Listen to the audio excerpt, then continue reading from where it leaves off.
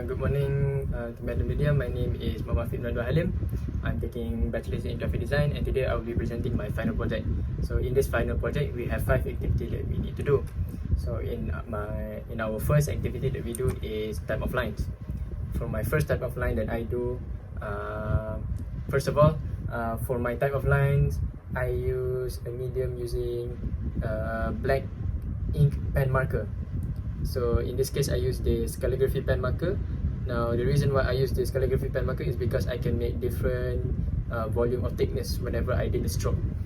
So for example, here you can see in my first line, which is the vertical line, I incorporate both thick and thin line into the pattern. So this I can do the thick and thin line easily by using this calligraphy pen marker. Second is my ripple line. So for my ripple line,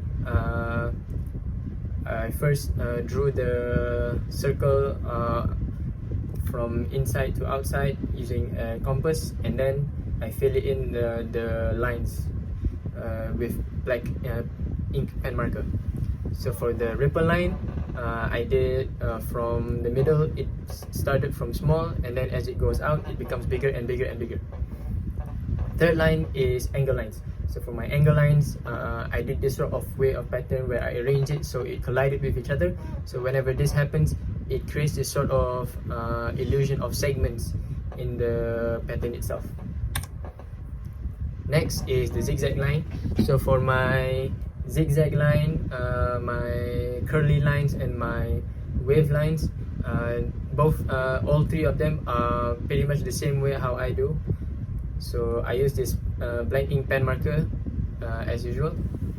So you can see here that by using this black ink pen marker, I can incorporate different thickness of lines into it.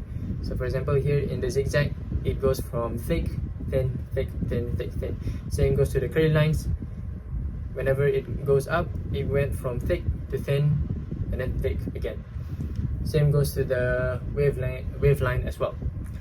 My last line is the triangle lines. So I arrange these triangle lines by stacking triangles on top of each other.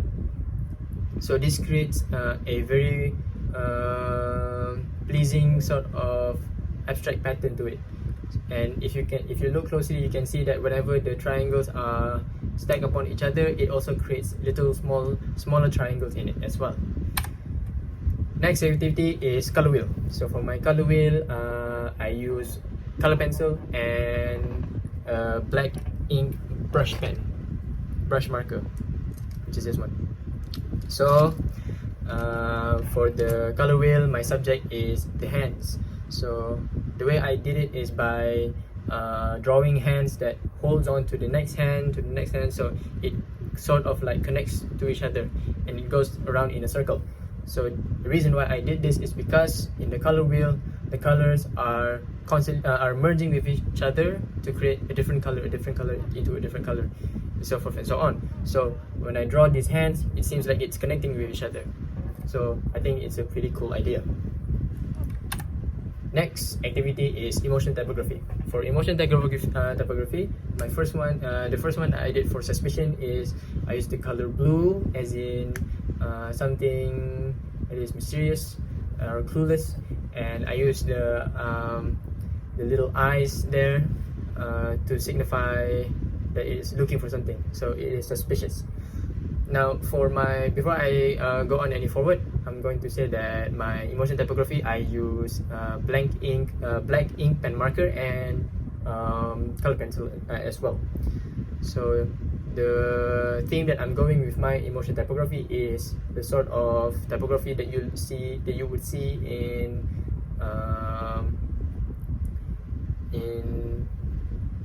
graffiti. Yeah. So I use the graffiti style to make my emotion typography, with adding a little bit of twist to signify the emotion. So like I said before, here's the suspicion. I use the eye to signify that it is looking for something. Next is laughter. For laughter, I drew the laughing mouth at the bottom. As well, I use the color sort of like red, because laughing is a very intense feeling in which you are being very happy and very passionate about something. Next is angry. For angry, I use the color red as well because angry is a very strong color and it represents anger. So the reason why I couple it with the color blue because blue also signifies something that is sad. So whenever you're angry, you can also be sad at the same time. So here I also incorporate the hand that is like clenching like this, so it shows that the person is angry. Next is happy. So for happy, I use the typical color yellow because yellow represents the color of happiness. So for happy, I arranged the typography to make it into a shape, into a heart shape.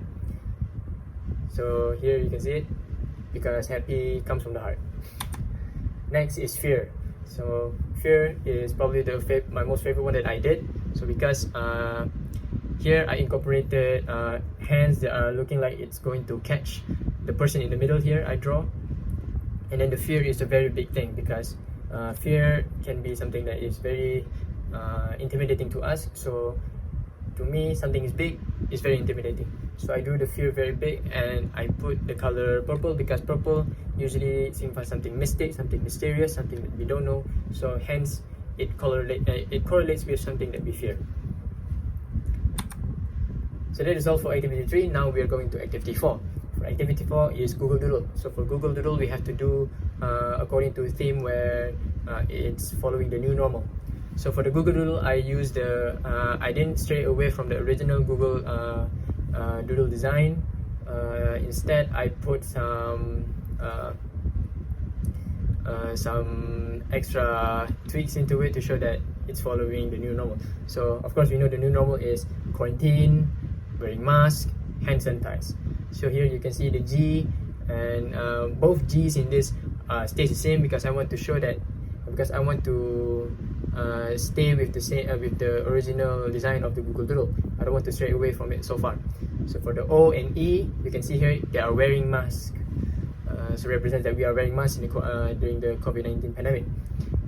Next is the O with a triangle shape on top. So this signifies a house, which means that we are quarantined. So we quarantine ourselves in our homes. Next is the letter L. Now for the letter L, I didn't change much except I put the hand sanitizer nozzle at the top. So that's all for Google Doodle. Next and finally, the 5th activity is logo design. Our logo design. So I use my the first letter of my for 2 of my first name, which is Muhammad Afiq. So I took the letter M and the letter A, I put it together and I make it into this sort of like fire effect. So I combine it both together. So the reason why I do it like this because I relate myself to being someone that is very rash and very angry for the most part.